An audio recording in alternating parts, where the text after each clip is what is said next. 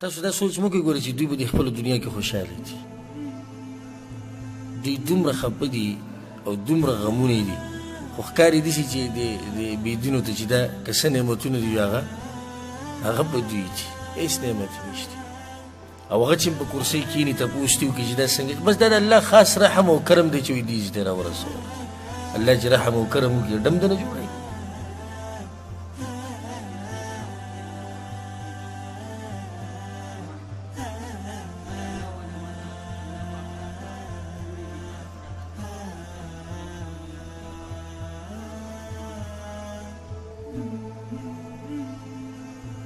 الله دې جنتي کړي جزاک الله خیر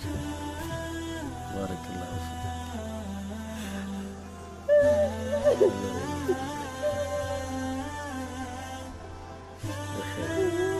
الله يخسر جزاك الله دا دې کې وګوره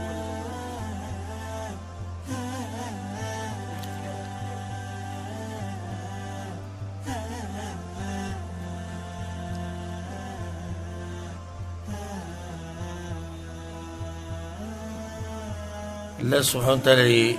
من ټولو ته هدایت نصیب کړي او الله سبحانه وتعالى موږ په دې حق باندې د مرګه پورې مضبوط ساتي خبره ما دې پورې راواغسته چې د ظالمان بیا دا ووایي الله راباندې رحم وکړي نو الله چې رحم وکړي